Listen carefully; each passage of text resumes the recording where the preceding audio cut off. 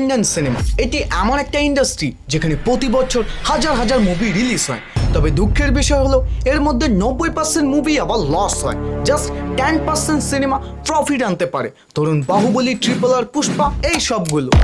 কিন্তু এত রহ হাজার হাজার সিনেমার মধ্যে আমার পছন্দের 10টি সিনেমার নাম আজকে আপনাদের বলবো, যেগুলো যদি তুমি এখনো না দেখে থাকো ভাই তাহলে কলগাছে গিয়ে ফাঁসি লাগাও। নাম্বার 1 আবেশাম। ভাই এই সিনেমাটা তারাই রিলেট করতে পারবে যারা বর্তমান স্কুলে বা কলেজে আছে।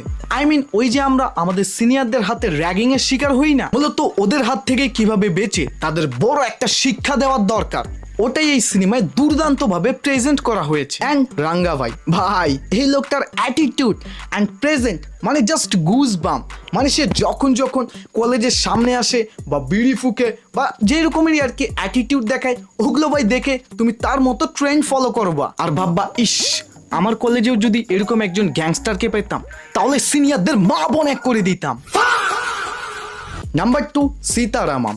আয় হায় হায় ভাই, ফিজিক্যাল রিলেশন বাদ দিয়ে কিভাবে যে রিয়েল লাভ করা যায় ও প্রকৃতির মাঝখানে যখন বিভিন্ন লোকেশনে একটার পর একটা সমস্যা পার করে নিজের প্রিয়জনের সাথে লড়ে যেতে হয়, ওটাই মূলত আমাদের এই সিনেমায় সুন্দরভাবে দেখানো হয়েছে। He's been waiting for 20 years.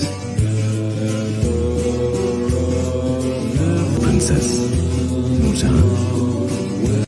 Number 3 এলিভেন্ট। একজন নর্মাল পুলিশ কিভাবে যে ভয়ঙ্কর গ্যাংস্টার হয়ে উঠে এবং এক করে ছোটবেলায় তার ভাইয়ের সাথে যারা যারা অত্যাচার করেছিল সবাইকে চিবিয়ে মেরে ফেলে, বিকজ ভাইচারা অন টপ। মানে ভাই এই সিনেমার সাসপেন্স অ্যান্ড কিউরিওসিটি আপনার মাইন্ডের সাথে এমন ভাবে খেলবে যে আপনি বুঝতেই পারবেন না যে শেষে গিয়ে এরকম এন্ডিং বের হবে। अक्सर हमारे पास प्लान ए होता है और बैकअप प्लान बी होता है, लेकिन बेंजामिन ही ऐसा है जो प्लान सी भी अपने दिमाग में रखता है। Number 4 tourist family. ভাই শ্রীলঙ্কা থেকে যখন ইলিগাল ভাবে একটা ফ্যামিলি ইন্ডিয়া এসে বসবাস করতে চায় এবং যেই জায়গায় তারা থাকে ওখানকার লোক তাদের অ্যাকসেপ্ট করে কিনা এবং তাদের টেররিস্ট বলে আবার ঘোষিত করে দিচ্ছে নাকি। আর হ্যাঁ, গ্যারান্টি এই সিনেমার একটা দৃশ্য দেখে কান্না করবা। பிறந்த மண்ண மக்களை எல்லாத்தையும் விட்டு வந்திருக்கேன்। Number 4 the goat life. ভাই আমরা যে সব সময় বলি না যে হ্যাঁ আমাদের ছেলে বিদেশে যাবে, কোটি কোটি টাকা ইনকাম করবে আর বড় বড় বাড়ি গাড়ি আমরা সবকিছু করব। একজন লোক যখন ইল্লিগাল ভাবে এক দেশ থেকে অন্য দেশে যায় তখন ওই লোকটার উপরে যে কি ঝামেলা এবং টর্চার সে সহ্য করে, ওটা যদি তুমি গোট লাইফ না দেখো তুমি বুঝতেই পারবা না। এবং আমরা যে আমাদের জীবনের ছোট্ট প্রবলেমকে বিশাল বড় বানিয়ে দিচ্ছি না, এই সিনেমাটা দেখো আসল প্রবলেম ও জীবনের সাথে লড়াই যে কাকে বলে ওটা এটা দেখলেই বুঝতে পারবা। ভাই সামান্য এক ফোঁটা পানির জন্য মানুষটা আধমরা হয়ে থাকে। নাম্বার 5 মঞ্জুমাল বয়েস। তবে ওই ঘোরাফেরাটাই যে তাদের জীবনের সব থেকে ভয়ানক দিন হয়ে উঠবে এটা তারা কেউই আশা করেনি। তাদের মধ্যে একজন বন্ধু একটা গর্তের নিচে পড়ে যায় যাকে তারা সবাই বাঁচাতে চায়, বাট কেউই আবার নিচে যেতে চায় না। অন্যদিকে ওই ছেলেটির মাকে আবার তার বন্ধুরা ওয়াদা দিয়ে আসছে যে আমরা যেভাবে গেছি ওই সুন্দরভাবে ফিরে আসব, কিন্তু হয়ে যায় বড় সড়ো একটা দুর্ঘটনা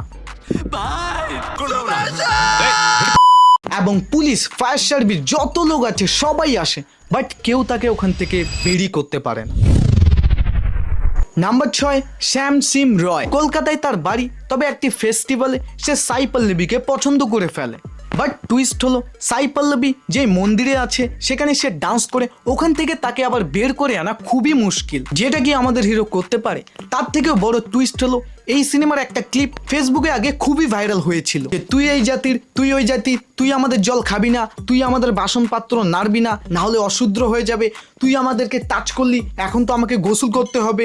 মানে পুরোনো টাইমের আর কি যেই সব কালচার ছিল ওগুলো আর কি এখানে তুলে ধরা হয়েছে। ये पुराना भारत नहीं, स्वतंत्र भारत है। নাম্বার 8 মহারাজা। আমার তো মনে হয় না কেউ এই সিনেমাটা দেখা বাকি আছে। একজন বাবা নিজের মেয়েকে বাঁচানোর জন্য যে কি লেভেলের পর্যায়ে যেতে পারে ওটা ভাই এই সিনেমাটা না দেখলে আপনি বুঝতেই পারবেন না। এবং একটা টিনের ডাব্বা যেটাকে বিজয় সেতুপতি নিজের জীবনের থেকেও বেশি ভালোবাসে। এবং ক্লাইম্যাক্স ভাই, ভিলেন নিজের ভুল বুঝতে পেরে কাঁদতে শুরু করে যে এটা আমি কি করে ফেললাম। 9 নম্বরে আছে মৃণাল মুরলি। ভাই অনেক তো আমরা হলিউডে স্পাইডারম্যান, সুপারম্যান, থর, আয়রন ম্যান সবকিছু দেখেছি, but this cinema is truly দেশি স্টাইল। মানে গ্রাম অঞ্চলে একজন ছেলে যদি শক্তি পায়, মানে সুপার হিরো হয়, তাহলে সে কি কি করবে? মানে আমরা যে ভাবি না একবার যদি শক্তি পাই তাহলে সবার আগে ব্যাংক ডাকাতি করব, আরে না ওই মেয়েটাকে পটাবো, আরে না সবার আগে যারা যারা আমার শত্রু সবাইকে উড়িয়ে দিব। ওয়েল আসলে কি এটা আমাদের গ্রাম অঞ্চলে সম্ভব? ওটাই মূলত এই সিনেমায় দেখানো হয়েছে। 10 নম্বরে আছে সারারাই পোট্রু। ভাই এই সিনেমাটা যারা এখনো দেখেননি অবশ্যই দেখেন। মানে জীবনের লড়াই যে কাকে বলে এবং বারবার হেরে যাওয়ার পরে কিভাবে আবারও উঠে দাঁড়াতে হয় এবং আবার পড়ে গেলে কিভাবে আবারও উঠতে হয়, ওটা সারারাই পোট্রু সিনেমায় খুবই ভালোভাবে দেখানো হয়েছে। আমাদের হিরো মূলত একটা নিজের এয়ারপোর্ট দিতে চায় গ্রাম অঞ্চলের জন্য, যেন 5 টাকায় 10 টাকায় মানুষ উড়োপ্লেনে চড়তে চায়। যে ওই যেমন আমরা এখন ভাবি না, ইস ওই উপরে প্লেন দেখতেছি, কাশ আমরাও যদি একদিন চড়তে পারতাম। এই জিনিসটাই মূলত সে দূর করতে চায় এবং কম টাকায় সবাইকে ফ্লাইটে চড়ে এক জায়গা থেকে অন্য জায়গায় নিয়ে যেতে চায়। কিন্তু তার এই প্ল্যানে ভাই এত বাধা আসে, মানে দেখলে ভাই আপনি অনেক কিছু শিখতে পারবেন। বাকি লিস্ট তো শেষ, তবে কয়েকটা বোনাস মুভির নাম বলি। Welcome and Hera Pheri. ভাই এই মুভির সিরিজগুলো যদি আপনি না দেখেন তাহলে তুমি গু খেয়ে আসো ভাই। মানে এই সিনেমাগুলো যদি তুমি 10 বছর পরেও দেখো তারপর অন্য লেভেলেরই একটা মজা পাবা। মানে সব সময় ভাই অ্যাকশন মাস মাসাল ডাস ডিস বুম দেখে ভাই কোনো লাভ নেই। নিজের লাইফকে একটু এনজয় দাও, হাসো, হাসাটা কিন্তু খুবই ভালো। তাই যারা যারা এখনো দেখোনি ওয়েলকাম, দে দানাদান, হেরাফেরি, ভুল ভুলাইয়া এগুলো একবার হলো দেখো ভাই। আর জানি অনেকজনই কমেন্টে গালাগালি দিবা, আরে ভাই তুই পুষ্পা 2কে নিলি না, আরে ভাই তুই বাহুবলীকে নিলি না, আরে ভাই তুই RRR নিলি না, আরে ভাই তুই KGF-কে নিলি। আরে ভাই এগুলোকে নেওয়ার কি দরকার? মানে আমাকে বলো, আমরা তো সবাই জানি এগুলো বেস্টের থেকেও বেস্ট।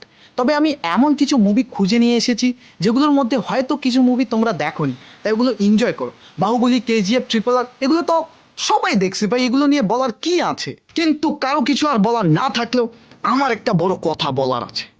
মানে কি রে ভাই, তোমরা ভিডিও দেখো, সাবস্ক্রাইব করো না কেন ভাই? জাস্ট একটা ক্লিক মেরে দে, হয়ে গেল, কাম খতম। Bye bye.